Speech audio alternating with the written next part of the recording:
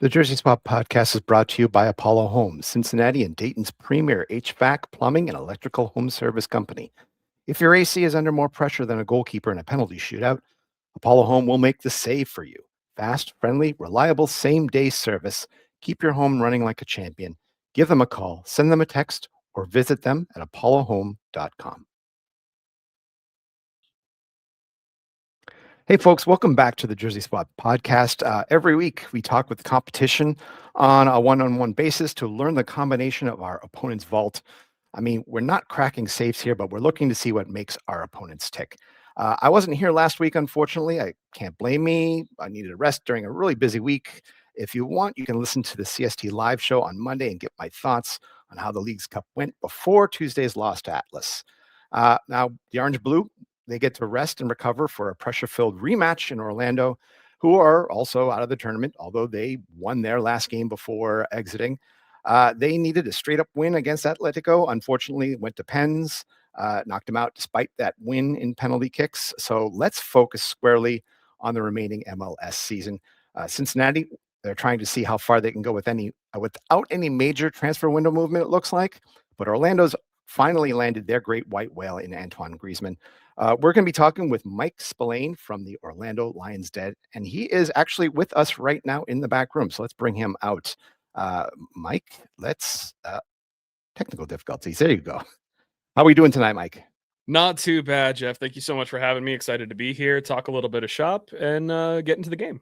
Yeah, it's good to be back in the regular season. I know it kind of stinks that neither of us have more to play for in this tournament that I think basically, people like it or people don't. That's the way it is. My stance on the tournament is it is prize money and it is CONCACAF Champions Cup places. Yeah. So for that reason, I think it's worth it to care. We had a very tough draw to start with our first game being against Monterrey. When we won that game, I was very much like, okay, well, now we have to give it our all, because when you win that first game, you have to keep moving forward. Then a loss in the second game, and I'm happy we rotated and have more rest than your starters likely will for this weekend. Yeah, you kind of lucked out a little bit there by losing the second game. Maybe we should have followed the same pattern. If we had lost the second game, we would have rotated quite a bit. But we rolled the dice, and unfortunately, the last 15 minutes, we rolled badly. Yes, it happens. Let's push that aside.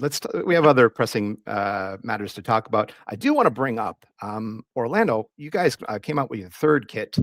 I kind of stinks that we've had a few more cups of coffee than some of these teams that are getting third kits, and yet we still haven't gotten one yet. But let me bring it up. Yours kind of looks kind of snazzy here. A lot of those vibrant red here with the old Orlando USL logo in there. Yeah, so I'm very excited about this. I actually already ordered basically the one that's pictured myself earlier today. So this kit is Orlando history twofold. First off, it is Orlando history because Orlando City was originally red when we first started in USL. That was our original home kit color. And the rest of this is around the history of the 1994 World Cup being played, having games in Orlando. So that typeface on the front that says Lions is based off the Questra ball. And so is the pattern based off of the panels of the 1994 World Cup ball. And that little tag that it has on the left side on the bottom, that is also Orlando City Hall that had a big Adidas soccer ball over the top of it. So based on, being around from USL for a while, I do have one of my old red kits with me. Nice. Just to show that we were there. The only thing that I will add that I like about this is it's not the original USL logo. This is a much more plussed up, modernized, and made to look a lot prettier version. And I think they absolutely crushed the redesign of it. Because if you look at the original one, it's she's not a looker. So well, that's great. I kind of like a lot of the non-white jerseys that have been released in this iteration. I think Austin's got a really nice one. I like Vancouver's, but I think Orlando's definitely in the top three. The one I don't like, and you might agree with me, Miami's just does not have that punch to it. I'll be honest, I don't really like a dang thing they do. So I have to agree with you there. I will say, just because we were talking kits.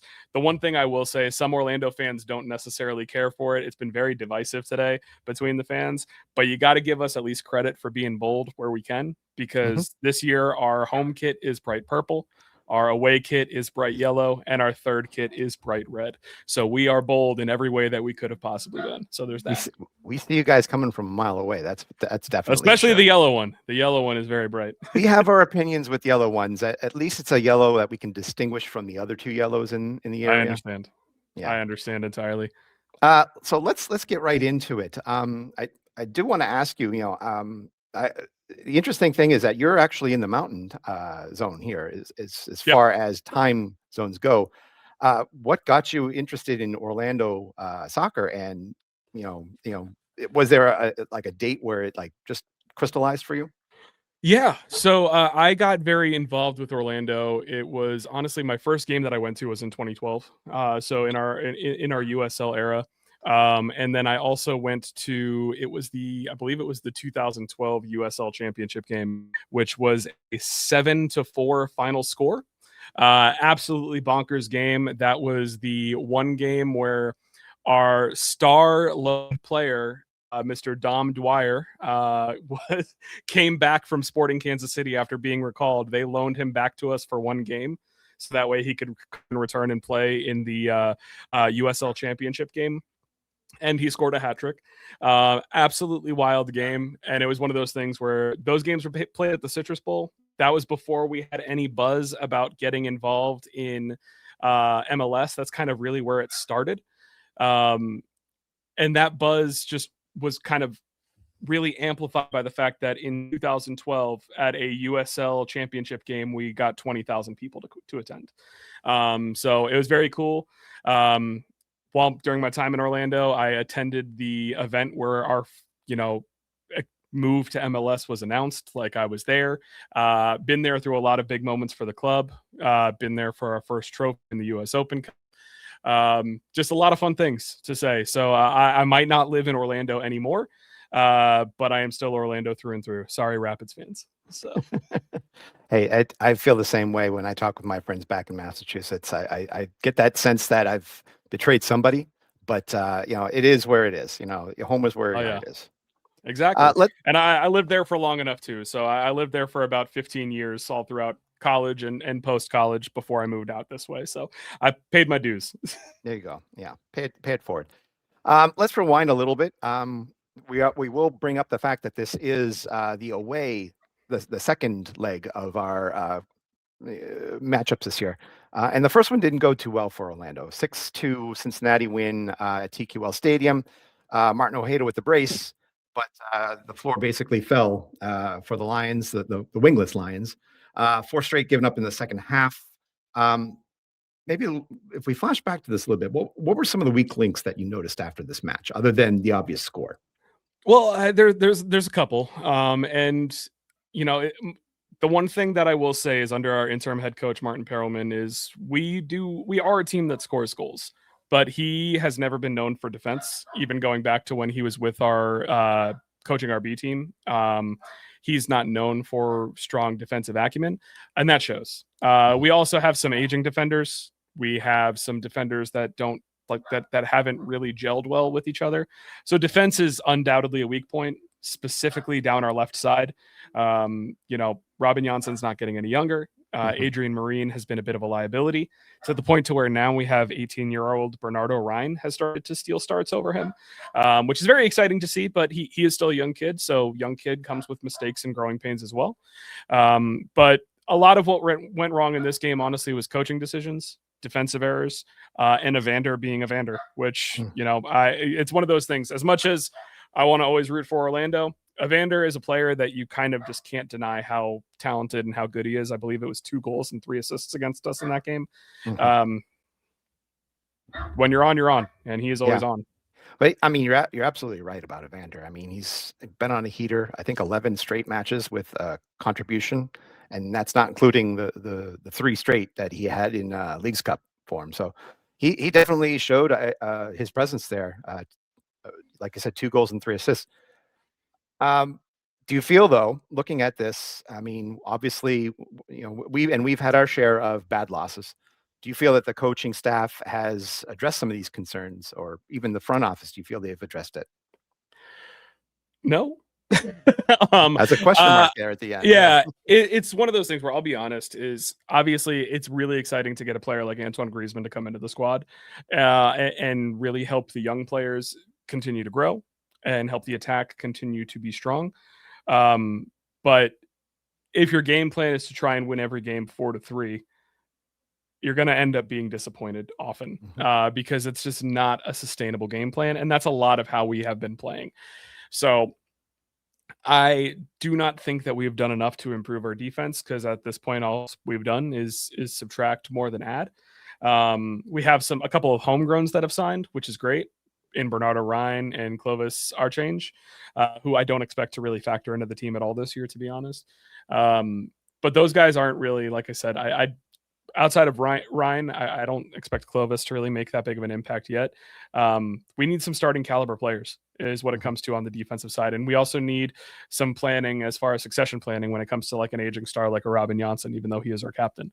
So I think that there is still a lot to be addressed. And I am hoping that there's something to be done with some of this newly found GAM that we have gotten through a couple of interleague trades that we've made over the past couple weeks. Yeah, I think you made one just recently, I think, to St. Louis. Is that correct? Yeah. So this morning it was actually announced that Tahir Reed Brown was traded to St. Louis for upwards of 450 in GAM, which it is only 150,000 up front. But we also traded Duncan McGuire to Houston at the beginning of the window, and that could be upwards of 2 million in GAM, but it's also spread over across a couple of years. So that's going to be the one that nets us a little bit more flexibility. But I'm excited to see what we're able to build out of that. And hopefully there is another signing or two that comes in this window. Yeah, I think we're looking at the same thing. Our defense can only do so much, and unfortunately, we're caught up in the same zone defense. I mean, you can only win games 5-4, 4-3. Only so many times, and we've, I think, shook that bee's nest a little too often. We get burned by it, and I think sometimes Orlando gets burned the same way. 100%. Yeah. Well, let's look at these additions. I mean, everyone's talking about Antoine Griezmann. I mean, we saw the train sort of coming. I mean, this was announced all the way back in March, so I think the anticipation. You guys probably had some nights when you're like, when is he coming? Is he here? Is he here? And you're checking underneath a Christmas tree over and over again. Oh yeah. Since joining, I mean, 5 matches, 450 minutes, 2 goals and an assist in MLS play. I mean, do you see an instant difference with him leading the attack? He brings a level of class that wasn't in the starting lineup. And the thing that's the craziest about it is that Martin Ojeda has been injured since we came back from the World Cup break. So we haven't seen the two of them play together outside of 2 friendlies before the season came back. So hopefully Martin Ojeda is back soon, because I really think the two of them linking up together will be something that's lights out. But it's been really exciting to see. He just has a better vision and class about him when it comes to how he sees the game. And it's really exciting because you could tell he's definitely a mentor figure at this point in his career. That's what he wants to do. So, there's they joke about it on MLS TV. Kevin Egan was saying that he only follows one Orlando City player on Instagram, and it's Justin Ellis, who is the 19-year-old forward that they've basically become best friends the way that the two of them interchange with each other. The only thing is I need both of them to make better decisions when it comes to who's taking the shots, because I think they do pass it to each other a little bit too much, and that kind of came back to bite us against San Luis at the last game in the Leagues Cup. So, but it's exciting to watch them play nonetheless. And I guess if Justin Ellis is your second 9, let's say the second 9 in this formation, Daryl DK is probably going to be your guy off the bench. Don't know how many more minutes he's gotten them, because he's had a lot of injuries on his trip to West Brom. I count 5 off the top of my head, and both ACLs as far as I know. I don't know if it was his ACL, but I know Achilles he did twice. Oh, I'm sorry, Achilles. I meant to say Achilles. Yeah. Always confused between the two of them. Yeah, but we're definitely, this seemed like it was just a high risk, high reward signing for a player who wanted to come back and a player we'd like to see back. So I really have no issues with that signing whatsoever. I think it's honestly very exciting, and you have no idea how thrilled we all were to see him get his first goal back this past Wednesday. So it was very thrilling to see that last night. But he's still looks athletic. He still looks strong as all heck. And it's just a matter of just making sure that we can temper expectations on what he can do and make sure that we keep him healthy. So I'm excited to see what he can offer. The run that he had in England was very just disappointing from an injury standpoint, but it really kind of highlights the kind of player that he is. And we actually, on our podcast, we interviewed Evan Weston from Apple TV, who used to be our main play-by-play guy. So we interviewed him this past week, and talking with him, he said, you look at the post of West Brom saying goodbye to him and look at his mentions when he does something well. All the people, all the fans and supporters of West Bromwich Albion absolutely loved the guy. Usually if a guy goes to a club like that for $10 million and is a bust, they hate the guy. They understand that he had a very unfortunate go about it, and he has such a happy, infectious personality that he was beloved there as much as he was beloved here. So we're all rooting for him. We're hoping for the best. I do think that he is predominantly going to be off the bench, but it was nice to see him give us 55 minutes against San Luis, see what he's able to do from that starting role. Hopefully, we're praying for his health and some contributions from him along the way. There was early on when Orlando started off, it was a lot of connections to Lou City. James O'Connor being the head coach for a little bit. So there was always a little bit of bad blood, I think, between teams. I think once we started to see Orlando as its own product, it certainly became, I think, something we could identify with and support. I think Daryl DK, rising in the ranks and being that superstar that was ready to show himself in the championship. I think you had a lot of people, even in Cincinnati, rooting for him and pushing for him. And when the injuries happened, it just makes you root for him even more. So I think, I know we're facing each other this week, but I have a soft spot for DK. Yeah, I think that's the way that a lot of people feel. Like, do I think that he's going to get back to being in the national team's picture? I don't know. It's really just going to depend on if he's healthy and if he's contributing regularly. And who knows? He's still only 26 years old. Yeah, he's still a young player. He still has a lot. If he's healthy, there is still tread on those tires. So who knows what can happen for him? But as far as the move goes, it was, like I said, it was very low risk, high reward for us, from what I understand. I don't think it was a huge, hefty salary that he's coming in on, and it is basically just for this year, the sprint season, and then an option for the next year after that. So it is a very, very small deal, and it's a deal that realistically, it's like in NFL terms, it's a prove it deal. It's a deal. Go ahead and prove that you still got it, and we'll keep you here long term if we can. Probably be something very similar to what Josef Martinez signed for up in Columbus. I mean, I don't want to talk about him. We hate that guy down here. It's all Southeast, I understand, but it probably is show us what you've got, and we'll consider the future after that. Absolutely, yeah. No, he was an Orlando killer for so long that going into an Open Cup semifinal against them, he's the last name we wanted to see signed. I hope he's not a killer in general, because we don't want to see him do that. The podcast is also sponsored by Beyond Exercise. Beyond Exercise is a Cincinnati physical therapy and fitness business that helps people of all ages stay active and fit. They also work with local MLS and MLS Next Pro athletes. See how they can elevate your health and fitness at gobeyondexercise.com. Let me bring up, not that one. Let me bring up the image of the maybe starting lineup that had been used in the past. I'm not sure exactly how accurate this could be, because there have been some injuries that have floated through the team. If I read it on my sheet here, you've got Maxime Crepeau in net. You mentioned Janssen, and I think Brecalo also teamed up with him. Dorsey on one end, and then Marin on the other. And then you've got some of the common names here: Atuesta, Brian Ojeda, Ivan Angulo. You've got a lot of the players that we saw outside of Martin Ojeda. Does this feel like a sensible lineup to you? And really, I guess the big question is, what does the midfield look like if Atuesta and Ojeda can't go? So Ojeda absolutely cannot go. He was recently underwent surgery to repair a Jones fracture in his foot that he picked up Ooh. against the Red Bulls. So he is going to be out for at least a couple months. So that void looks like it's been filled by one of our U22 signings, which is 18-year-old, or he might have just turned 19, 19-year-old Brazilian Luis Otavio.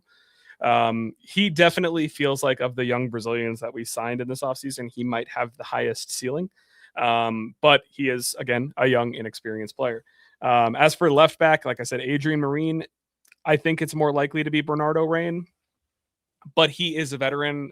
Marine is a veteran, so there's a chance that maybe they think he fits better in this game and this moment against Cincinnati. The only other swap that I think would happen for sure, Atuesta. Well, actually, I should say Atuesta is a maybe. He's been day to day with an injury he picked up during Leagues Cup. I'm hoping he's back. Otherwise, it's going to be a team of Luis Otavio and Wilder Cartagena in the midfield. But the only other notable swap that I would see 100% is Thiago on the left will be replaced by Tyrese Spicer. Yeah. Tyrese Spicer through Leagues Cup and the beginning of the season has had, I think, 2 goals and 3 assists in a matter of 4 games. He is on fire right now. He deserves to be in that starting position. So Yeah, I did want to bring Spicer up. I mean, he sounds like if there ever was an X factor in this game, it would be him. I mean, he seems to have a super sub in his DNA. yeah, But I mean, what makes him a danger, especially for this team? right now it's a combination. The first thing that makes him a danger is very clearly pace. He is a incredibly fast player. And he has also improved his ball control significantly. So I think that's one of the things that used to get in his way is he would be a very pacey player, but the ball would get too far away from him with poor touches. It seems like the soft touch has really kind of come to him, and he's figuring that out. And the other thing right now is he is just playing incredibly confident ball. Mhm. Um, Against Monterrey, we won a penalty kick in that game. And he was the one who won the penalty kick by getting taken down by the goalkeeper. Antoine Griezmann stepped up to the spot, and he was playing decoy. He handed the ball to Tyrese Spicer, which all of us in the moment were like, what are you doing? Like, you're Antoine Griezmann, take the penalty. He gave the ball to Tyrese Spicer, and he put that ball so far top bins that it cleared out the cobwebs in the net. So that's just the sign of a player that is just brimming with confidence at the moment. So for me, he's taking shots. The shots are on net. He's crossing the ball. He's finding his man. Everything right now for him is clicking. And even though he was kind of fitting that super sub mentality, the way things are clicking right now, he's got to be in the 11. It's just not up for debate at this point. He was also one of the bright spots. I think in the last MLS game you guys might have had, or the loss to Red Bull, a goal and assist there. He Yep. definitely seems like a name that should be, if not in the starting 11, and he's one of the first people lacing up and making that replacement. 100%. Yeah, he absolutely. If he is not in the 11, he is the first name off the bench at this point. But I think at this point he's got to be in the 11 just because of those contributions and that confidence. I also wanted to bring up, if we're going into this game and we're seeing the need to definitely, I think, turn around any sort of momentum that uh, Orlando has against Cincinnati. I don't think Orlando's played great against Cincinnati at home. So maybe the question might, if I was to revise it a little bit, who needs to step it up on this team in order to, I think, swing momentum Orlando's way? For me right now, and this could seem like a cop out answer to a degree, but especially with what happened in the last Leagues Cup game, it's Antoine Griezmann. He Hmm. had 2 opportunities where I think he had clear looks at goal, and he opted for a pass instead of taking the shot. Um, you are a DP who is getting paid an exorbitant amount of money, more than probably close to the rest of the team combined. You need to be taking shots in those moments. Mhm. You're the guy that's relied upon. That is what you are here to do. It's awesome that you want to help the younger players and you want to see them grow and progress, but that's why you're here. We need to see that cutthroat mentality. And other than that, it's going to be a little bit of the youth. If Bernardo Reigns starts, we need to see a confident game from him. If Luis Otavio comes down or is in the starting lineup, which I expect he would be, Grant, I don't know if you guys are going to play a rotated lineup coming off the League's Cup or what you might do, since you did play starters pretty well through all 3 games. But there's a chance he has to be locking down Evander or Kevin Denke. That's not an easy job. Not an easy job whatsoever, especially for a team that struggled defensively. So it's going to take a lot of those youth players, and the superstar are the ones that really need to come to play and bring their best.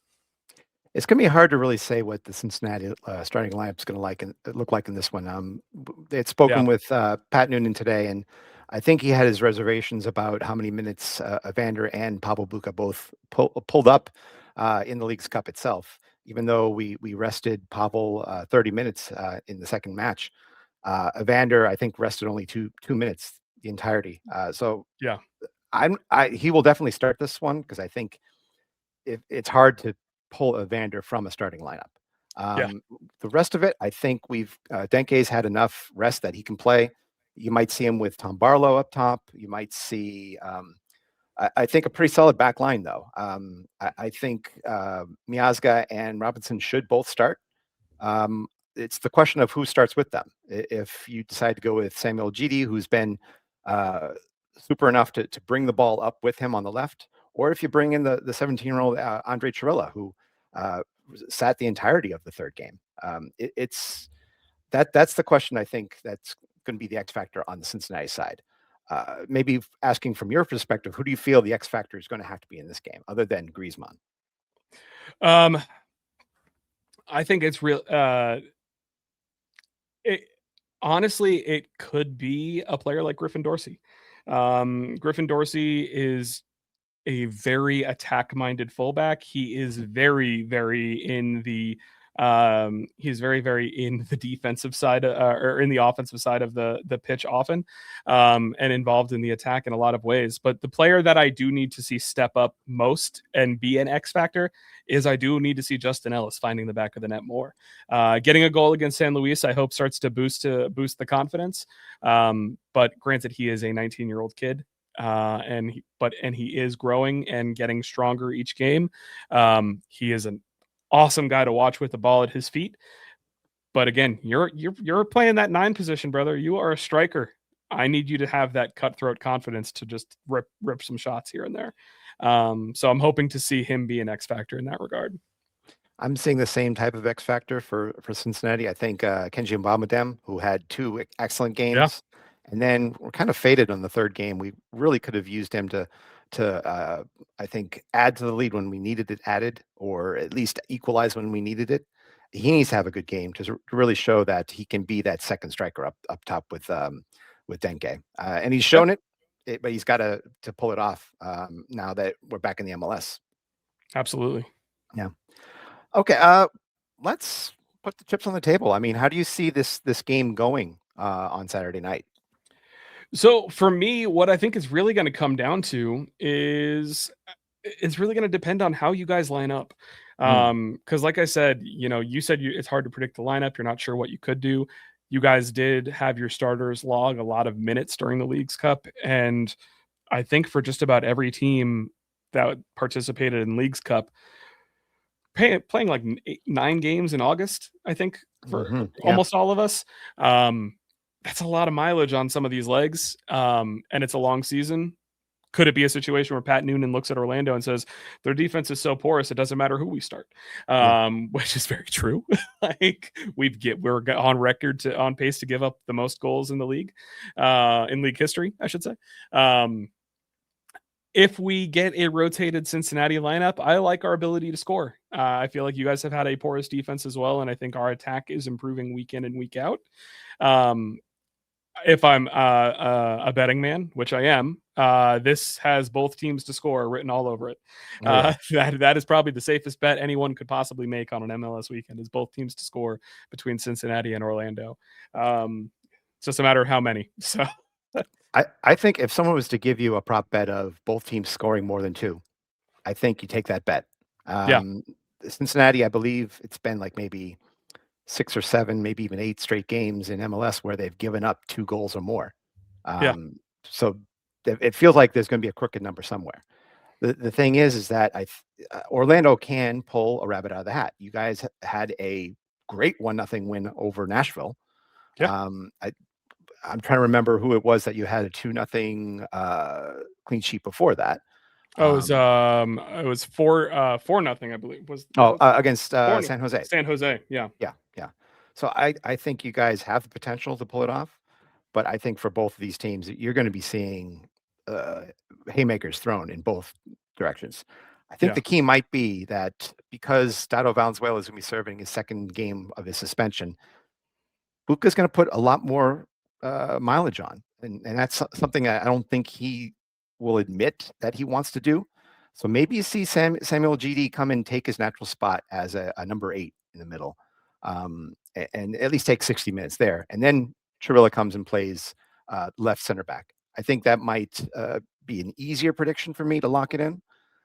If that's the case, I think it might be a lower scoring game, but I am not a betting man. I do not like these apps. I understand. Polymarket, no. Oh no, but hey, prediction markets are different than betting apps. Prediction markets can go to hell. Not a fan of those. Pardon my French, but yeah, I think that both teams to score is very safe. I think that we're going to be well rested. We went with a very rotated lineup. We started a couple of OCB kids in our last game against San Luis. I think that we are going to have as well rested of a team as we can going into this. So I think that we're going to be brimming with confidence, going to be probably wearing the red kit for the first time. There's going to be a lot of excitement in the building because of that. So I do think that Orlando City could win this game. It's not going to be easy. And I'm not just saying that as a homer, because I'm very honest when I know that I don't think we can win games. But I do think that this is a game that we can win, especially if there is going to be some Cincinnati rotation. Well, let's also hope that these games start on time, because I cannot predict the Florida humidity down there. It doesn't. No. So I don't know if you remember when MLS's back happened during the COVID times. But that one of my favorite moments from that is obviously all of the teams were staying at Disney's Wide World of Sports because Orlando City was integral in getting that organized. We had our front office at the time did a lot of work to make that happen. But of all teams that also experience heavy rain, the Seattle Twitter admin was the funniest follow during the afternoon Florida summer thunderstorms, because they were just like, you guys live with this all the time. And it's like, it's going to clear in 20 minutes. You're fine, man. So if you've spent any time in Central Florida during the summer, you understand exactly what you're talking about. It's going to rain for between 10 minutes and 2 hours, and it is going to be thunder and lightning the entire way through. And if you're not used to it, you're terrified. If you are used to it, it's just another day. So. To be honest, you guys might actually get less rain than we've had up here. I mean, if anything, maybe it's a good thing that we're playing in Orlando. Maybe the rain delay will be less than the 2 hours that we had in our first matchup in Leagues Cup. That's the thing. It's all about the lightning down here, which is why I'm, they probably haven't put a team in Tampa yet, since I believe that is the lightning capital of the U.S. So we'll see. We can only hope for something like that. I want to thank you. More rivalries. So I want to thank you for the 30 minutes that you were able to give us. Sure. The floor is yours. I'm going to open it up to you. I will step back here. Let me get out of my. So let us know where we can find you and what you're up to. Yeah, so I am a member of the Orlando Lions Den podcast. So you can follow us at Orlando Lions Den on Twitter. We are also on Instagram. We haven't gotten to any of the other apps yet because it's, we're mostly old with how we do things. We've been around we're going into our next year will be our 10th year. So very, very exciting with the longevity that we've had with across the 6 of us who are usually rotating in and out as far as who's available and who can host. We do live Twitter spaces after every game. And we always open it up to everyone who wants to speak and say their piece. So if you guys on the Cincinnati side want to either gloat in our face if we lose or have some fun conversations and discourse, I usually try and keep everything respectful. So feel free to join our Twitter spaces about 25-30 minutes after the final whistle.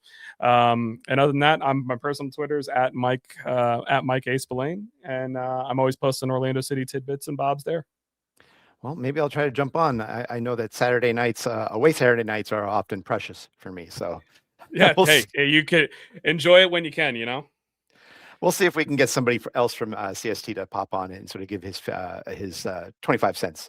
By all means, if you guys like what you listen to at the Orlando Lions Den, uh, listen to us as well. We have our stuff. You can support us at cincinnatissoccertalk.com/support. Become a Patreon. Help us out. Give us any feedback that you like at feedback at cincinnatissoccertalk.com. Check us out as well on all the socials. We're on X, we're on Blue Sky, we're on Instagram, we're on Facebook. I'm certain that we have a live journal somewhere in there, in that mess that MySpace, yeah. baby. You never know. But yeah, so we do this every week. We do the live show on Monday. We do the recorded Jersey Swap. You're listening to it right now, every week as well. On behalf of myself, on behalf of Mike, who is joining us from the Mile High Club. Congratulations, dude. Thank you. Thank you. On behalf of everybody at CST, let's work a nice 90 minutes and keep your kick clean. Thank you very much, That's the Mike. plan. Thank you. Appreciate it, Jeff.